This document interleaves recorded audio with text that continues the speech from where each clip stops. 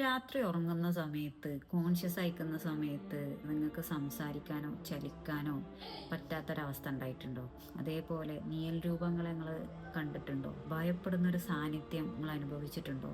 നെഞ്ചിൽ വല്ലാത്തൊരു ഭാരം അനുഭവിക്കുകയും ശ്വാസം അയക്കാൻ പ്രയാസപ്പെടുകയും കാരണമില്ലാതെ വിയർക്കുകയും ചെയ്യുന്നൊരവസ്ഥ നിങ്ങൾക്ക് ഉണ്ടായിട്ടുണ്ട്. ഇത് ഒരു തവണയെങ്കിലും അനുഭവിച്ചവർക്കറിയാം അതിൻ്റെ ഭയാനകത എത്രയാണ്. ന്യൂറോ സയൻസ് ഇതിന് സ്ലീപ്പ് പാരലൈസിസ് എന്ന് പറയുന്നത്, അതായത് ആങ്സൈറ്റി കൊണ്ടോ സ്ട്രെസ് കൊണ്ടോ മലർന്ന് കിടന്നുറങ്ങുന്നത് കൊണ്ടോ ഉണ്ടാകുന്ന ഒരവസ്ഥയാണെന്നാണ് പറയുന്നത്.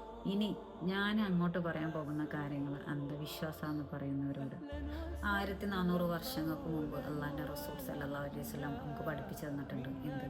ഉറങ്ങുന്നതിന് മുന്നേ ആയത്ത് കുർസി ഓതാൻ. എന്തിനായിരിക്കും അള്ളാഹിൻ്റെ റസൂൽ നമുക്കത് പഠിപ്പിച്ചു തന്നിട്ടുണ്ടാവുക? ചിന്തിച്ചു നോക്കിയിട്ടുണ്ടോ? ബുഹാരി 23:11.